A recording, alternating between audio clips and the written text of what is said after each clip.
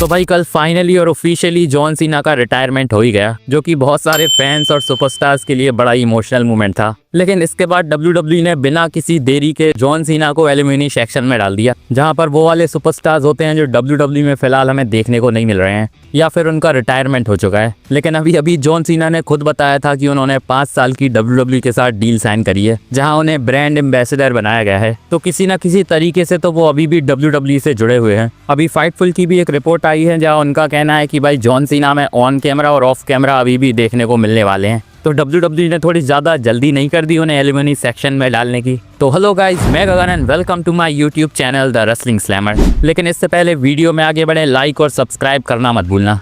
तो कल Saturday night main event के बाद हमें पोस्ट शो देखने को मिला था, जो कि डब्ल्यूडब्ल्यूई नॉर्मली बड़े बड़े पेपर व्यू के बाद करवाती है। अभी इस पोस्ट शो में हमें जॉन सीना तो देखने को नहीं मिले, लेकिन ट्रिपल एच यहाँ जरूर आए थे। और भाई यहाँ क्राउड ने ट्रिपल एच की धज्जियां उड़ा दी, क्योंकि क्राउड पहले से ही खुश नहीं था कि जॉन सीना को ट्रिपल एच ने टैप आउट करवा के हरवाया। और ये वाला फैंस का रिएक्शन हमने उस मूवमेंट पर भी देखा था, जब ट्रिपल एच हमें जॉन सीना के मैच के बाद देखने को मिले थे। यहाँ फैंस भाई मिडिल फिंगर दिखा रहे थे ट्रिपल एच को, और ट्रिपल एच का कहना था कि ये फैंस वी द वन वाले साइन क्यों कर रहे हैं। मतलब सोचो, ट्रिपल एच को लग रहा था कि बहुत सारे ब्लड लाइन के फैंस हैं वहाँ पर। लेकिन हमें पता है कि यहाँ ट्रिपल एच भी सरकास्टिक वे में बात कर रहे होंगे, और उन्हें भी पता है कि उनके साथ क्या हो रहा है। यहाँ बहुत ज़्यादा लाउड चैंट्स UFW के भी लगाए जा रहे थे, जिसके बाद ट्रिपल एच का कहना था कि भाई मुझे लग रहा था कि तुम लोग और ज़्यादा लाउड होकर ये चैंट्स लगाओगे। तो भाई फैंस को चिढ़ा भी दिया ट्रिपल एच ने। अभी वैसे सोशल मीडिया पर भी कम बैश नहीं करा जा रहा है ट्रिपल एच को, लेकिन वैसे इनडायरेक्टली ट्रिपल एच ने इस इंटरव्यू में बताया है कि जॉन सीना गंथर को ओवर करना चाहते थे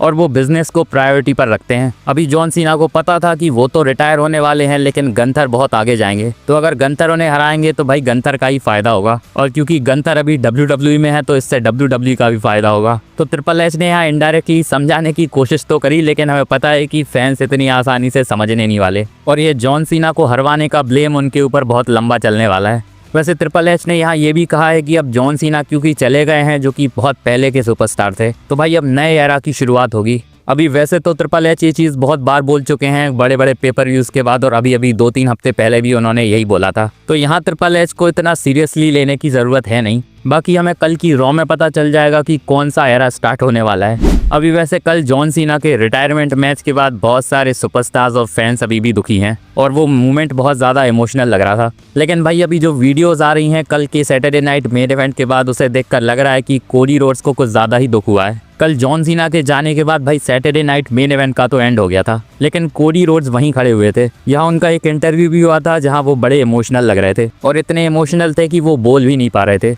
और इसके बाद भी उनकी कुछ वीडियोस वायरल हो रही हैं जहां वो जॉन सीना के जो वो जूते और रिस्ट बैंड छोड़कर गए थे उसे बहुत टाइम तक देखते हुए नजर आ रहे थे। तो भाई कोडी रोड्स का इमोशनल कनेक्शन कुछ ज़्यादा ही था शायद जॉन सीना के साथ। लेकिन सोशल मीडिया पर फैंस का कहना है कि ये सब नाटक चल रहा है और डब्ल्यूडब्ल्यूई ने ये सब प्लान करा होगा, क्योंकि जॉन सीना जब चले गए थे तो कोडी रोड्स को भी उनके साथ बैक स्टेज जाना चाहिए था, क्योंकि बाकी के सुपरस्टार्स भी जॉन सीना के साथ ही बैक स्टेज चले गए थे। और ये सब इसीलिए करा गया ताकि डब्ल्यूडब्ल्यूई का कैमरा कोडी रोड्स के मूवमेंट्स को कैप्चर कर ले और बाद में इन्हें यूज़ करा जा सके। अभी भाई मेरे हिसाब से तो शायद कोडी रोड्स यहाँ सच में बहुत ज़्यादा इमोशनल थे, और इस चीज़ को इतना गहराई से सोचने की ज़रूरत है नहीं। लेकिन शायद कुछ फैंस सदमे में चले गए हैं जॉन सीना के हारने के बाद, या फिर कह सकते हैं जॉन सीना के रिटायरमेंट के बाद, जिनका गुस्सा अब सोशल मीडिया पर निकल रहा है।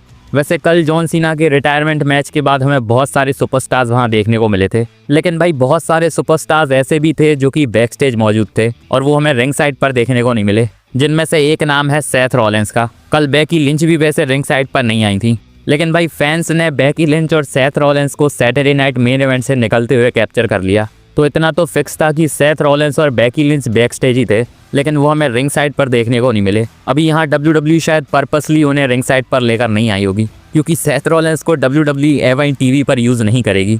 लेकिन भाई रैंडी ऑर्टन को डब्ल्यूडब्ल्यूई ने सऊदी अरेबिया भेजकर बहुत बड़ी गलती कर दी, क्योंकि उनकी एक वीडियो बहुत ज़्यादा वायरल हो रही है सऊदी अरेबिया से, जहां वो कह रहे हैं कि इस टाइम पर उन्हें सैटरडे नाइट मेन इवेंट में होना चाहिए था। अभी पता नहीं डब्ल्यूडब्ल्यूई ने इसी टाइम पर उन्हें सऊदी अरेबिया क्यों भेजा। वैसे कल बहुत सारे फैंस ने नोटिस नहीं करा होगा कि जब जॉन सीना टैप आउट कर रहे थे तब वो स्माइल कर रहे थे, लेकिन भाई इस चीज़ को फैंस ने सोशल मीडिया पर पकड़ लिया है, जहां फैंस का कहना है कि इस एग्जैक्ट मोमेंट पर जॉन सीना को पता चल गया था कि अब उनका करियर ख़त्म होने वाला है और भाई फ्यूचर सही हाथों में जा रहा है। बाकी एग्जैक्ट चीज़ तो नहीं पता कि उस टाइम पर जॉन सीना क्या सोच रहे थे, लेकिन कुछ ऐसा ही सोच रहे होंगे। फैंस का तो यही मानना है। लेकिन भाई जॉन सीना के टैप आउट करने से फैंस बिल्कुल भी खुश नहीं थे, जिनमें से एक उनके फादर भी थे, क्योंकि उनका भी एक रिसेंटली इंटरव्यू आया है जहां उनका कहना है कि WWE को जॉन सीना को टैप आउट नहीं करवाना चाहिए था, भले ही वो उस मूवमेंट पर पास आउट हो जाते। यहाँ वैसे उन्होंने ये ज़रूर कहा है कि यहाँ गंतर का जीतना बहुत ज़्यादा अच्छा डिसीजन था, लेकिन भाई मेरे हिसाब से जॉन सीना का टैप आउट करना गंतर के बहुत ज़्यादा काम आने वाला है, क्योंकि उनके करियर में अब एक चीज़ ऐड हो चुकी है कि उन्होंने जॉन सीना को टैप आउट करवाया था।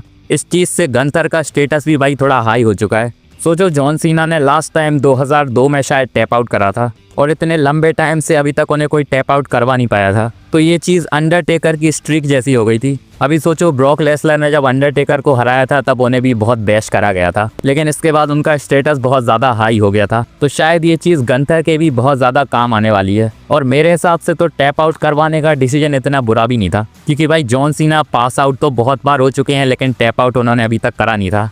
वैसे कल सैटरडे नाइट मेन इवेंट के बाद गंतर की भी एक वीडियो वायरल हो रही है जहां वो एक बच्चे के साथ आर्ग्यूमेंट कर रहे हैं। ये शायद मैच से पहले की वीडियो है जब गंतर ने एंट्रेंस करी थी, और भाई इस वीडियो को देखकर ऐसा लग रहा है कि वो बच्चा गंतर को बस थप्पड़ मारने ही वाला है, क्योंकि गंतर उसे बहुत ज़्यादा चिढ़ा रहे थे। तो सोचो मैच के पहले ये हाल था तो अब क्या हो रहा होगा। अब तो भाई गंतर जनरेशनल हील बन चुके हैं, क्योंकि उन्होंने जॉन सीना को हराया है, लेकिन शायद उनके लिए हेट कुछ ज़्यादा ही बढ़ गई है, क्योंकि कल जब वो सैटरडे नाइट मेन इवेंट से जॉन सीना को हराने के बाद बाहर निकल रहे थे तो फैंस उनके ऊपर चढ़ गए थे, जिसके बाद भाई सिक्योरिटी के साथ गंतर को लेकर जाना पड़ा। अभी कल की रॉ में गंतर को एडवर्टाइज करा गया है और कल की रॉ में देखना बहुत ज़्यादा इंटरेस्टिंग होने वाला है कि फैंस का रिएक्शन कैसा होगा। वैसे अभी गंतर की बात कर रहे हैं तो रिसेंटली गंतर को लेकर एक और रिपोर्ट आ रही है, और रिपोर्ट का कहना है कि गंतर गोल्डबर्ग और जॉन सीना को हराने के बाद अब ब्रॉक लेसलर के लिए जाने वाले हैं। अभी रिसेंटली रिपोर्ट आई थी कि Brock Lesnar next year SummerSlam में रिटायर हो रहे हैं, तो भाई ये वाला रिटायरमेंट भी भाई गंतर के शुभ हाथों से हो सकता है। और अगर ऐसा हो जाता है तो सोचो भाई क्या ही रिज्यूम होगा गंतर का,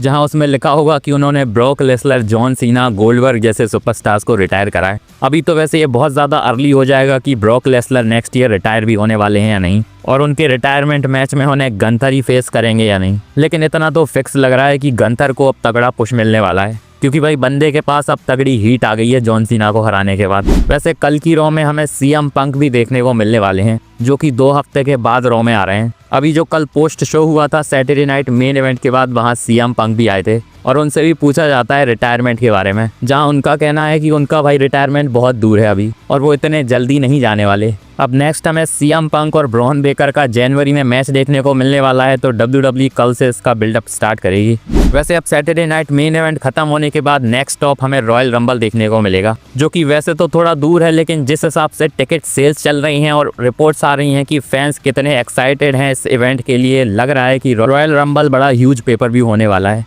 अभी रिसेंटली WWE ने इसकी टिकट सेल्स ऑन करी हैं और भाई बताया जा रहा है कि 8 लाख के करीब फैंस वेट कर रहे हैं टिकट्स के लिए। अभी इतनी कैपेसिटी तो उस जगह की भी नहीं होने वाली जहां से रॉयल रंबल हो रही है, तो भाई 30-40 हज़ार फैंस के पास ही वो टिकट्स आने वाली हैं। लेकिन हाइप देखकर लग रहा है कि रॉयल रंबल बहुत तगड़ा इवेंट होने वाला है। वैसे इतने फैन इसीलिए भी टिकट्स का इंतजार कर रहे होंगे क्योंकि इस बार यूएस से नहीं हो रही है रॉयल रंबल, और बहुत सारे वर्ल्ड वाइड फैंस इसको अटेंड करना चाह रहे होंगे। अभी हमें पता है कि यूएस में जाना इतना आसान नहीं होता, और यूएस में जाना सऊदी अरेबिया से बहुत ज़्यादा मुश्किल है, तो इस बार शायद बहुत सारे नॉन यूएस फैंस को मौका मिल जाएगा WWE का रॉयल रंबल अटेंड करने का। बाकी कमेंट में बताओ आप कितने एक्साइटेड हो इस बार रॉयल रंबल को देखने के लिए, और अगर ये मेरी वीडियो अच्छी लगी हो तो इसे लाइक और चैनल को सब्सक्राइब जरूर कर लेना और बेल आइकन को भी दबा देना ताकि मेरी वीडियो की अपडेट आप तक पहुंचती रहे। मिलते हैं नेक्स्ट वीडियो में, धन्यवाद।